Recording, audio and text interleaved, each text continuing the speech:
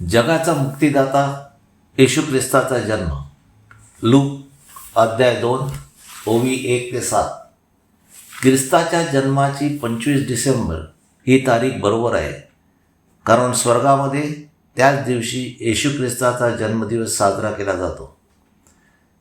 Qaiser August याने सर्व जगाची नावानिशी लिहावी अशी आज्ञा केली. स्किरिनिय हा सुरिया प्रांताचा सुभेदार असता ही पहिली नावानिशी झाली. तेव्हा सर्व लोक नावानिशी लिहून घ्यायला आपापल्या गावी गेले आणि मरिया व योसेफी गालिलांतील नाझरेत गावाहून वर यहुदांतील बेथलेम नावाचे जे दाविदाचे नगर तेथे गेले, कारण ते दाविदाच्या घराण्यातल्या कुळातले होते. यहोवा देवाने मिखा भविष्यवाद्याच्याकडून म्हटल्याप्रमाणे मिखा अध्याय 5 ओवी 2.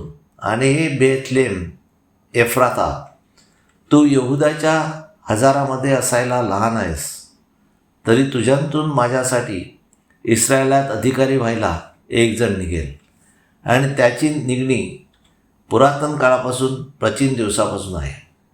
योहान 7 ओवी 42. ख्रिस्त दाविदाच्या संतानातून व दावीद जेथे होता त्या बेथलेम गावांतून येतो असे शास्त्रलेखाने म्हटले नाही काय? यहोवा देवाने त्याच्या संदेशाच्याने हजारो वर्षापासून जे लिहून ठेवले ते होत गेले आहे. स्तोत्रसंहिता 90 ओवी 4. कारण 1000 वर्षे तुझ्या दृष्टीने कालच्या होऊन गेलेल्या दिवसासारखी आणि रात्रीतल्या प्रवाहासारखे आहेत. पेत्र 2 अध्याय 3 ओवी 8. प्रभूला एक दिवस 1000 वर्षासारखा आहे आणि 1000 वर्षे एका दिवसासारखी आहेत. त्यासाठी योसेफ व मरिया बेथलेम गावामध्ये गेली, आणि तेथे असे झाले की ते दोघे तेथे असताना मरियेचे प्रसूतीचे दिवस भरले आणि ती आपला पहिला मुलगा प्रसवली. याचा अर्थ त्याच्यानंतर तिला मुलगे आहेत असे होत नाही, तर यहोवा देवाने यशया भविष्यवाद्याच्या तोंडून जे सांगितले होते त्याप्रमाणे झाले. यशया अध्याय 7 ओवी 14. पहा, कुमारी गर्भयुक्त होईल आणि मुलाला जन्म देईल, आणि त्याचे नाव इमॅन्युअल म्हणजे आमच्या संगती देव असे ठेवील. त्यानंतर येशू ख्रिस्त क्रूसावर टांगलेले असताना क्रूसाजवळ मरिया उभी होती. तेव्हा येशू ख्रिस्त योहानाला म्हणाला, ही पहा तुझी आई, ही जगासाठी दिलेली आहे. योहान 19 ओवी 27. मग येशूने योहानाला म्हटले, पहा ही तुझी आई, आणि त्या घटकेपासून शिष्याने तिला आपल्या घरात घेतले. त्यावेळेला एकत्र कुटुंब पद्धती होती.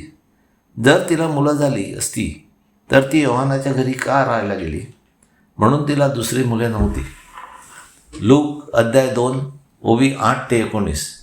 मेंढपाळास देवदूतांचा निरोप. आणि त्याच भागात मेंढपाळ रात्री रानात राहून आपले कळत राखीत होते. तेव्हा पहा, प्रभूचा दूत त्यांच्याजवळ उभा राहिला, व त्या दूताच्या तेजाने आजूबाजूचा परिसर प्रकाशला गेला. त्यामुळे ते मेंढपाळ घाबरले.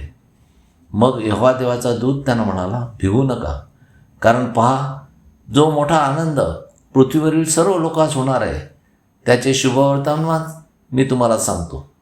कारण आज दाविदाच्या नगरात पृथ्वीवरील सर्व लोकांचे तारण करण्यासाठी तारणारा जन्मला आहे. तो ख्रिस्त प्रभू आहे, आणि तुम्हाला त्याची खूण हीच आहे की येशू ख्रिस्त बालक बाळंत्याने गुंडाळून गव्हाणीत ठेवलेले तुम्हाला आढळेल.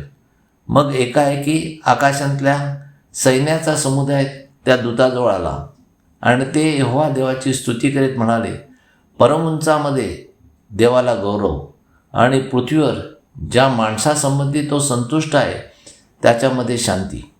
त्यानंतर मेंढपाळांनी जाऊन झालेली गोष्ट प्रभूने त्यांना कळवली, ती मरियेला सांगितली. परंतु मरियेने या सर्व गोष्टीचे मनन करून आपल्या अंतःकरणात ठेवले. मग ज्याने निर्माण केले त्या यहोवा देवाबरोबर येशू ख्रिस्त स्वतः होता, तरीसुद्धा मानवजातीच्या उद्धारासाठी त्याला यहोवा देवाने गायीच्या गोठ्यात जन्म दिला. स्वतः राजा असताना जन्मापासून त्याला डोके ठेवायला जागा नव्हती, त्याने यहोवा देवाच्या आज्ञेप्रमाणे मरणापर्यंत दुःखे सोसली, फक्त मानवजातीच्या पापासाठी, मुक्तीसाठी. म्हणून यहोवा देवाने त्याला अतिउच्च बनवले व आपल्या उजव्या हाताकडे बसवले आहे व तेथून तो जिवंत व मेलेल्यांचा न्याय करण्यासाठी पृथ्वीवर आलेला आहे. यहोवा देवाने त्याला पृथ्वीवर मुख्य याजकपद दिले आहे. म्हणून आपण यहोवा देवाकडे आपल्या विनंत्या व गाराणी येशू ख्रिस्ताच्या मध्यस्थीने मांडूया, म्हणजे तो आपल्या सर्व विनंत्या मान्य करील. हालेलुया, आमेन. सर्व जगाचा मुक्तिदाता व तारणारा प्रभू येशू ख्रिस्त याचा जन्मदिवस आपल्याला व आपल्या कुटुंबियास सुखासमाधानाचा व आनंदाचा जावो, हीच यहोवाचरणी प्रार्थना. यहोवा देवाचा सेवक Anthony John Pereira, Pereira builders. Praise God. Hallelujah.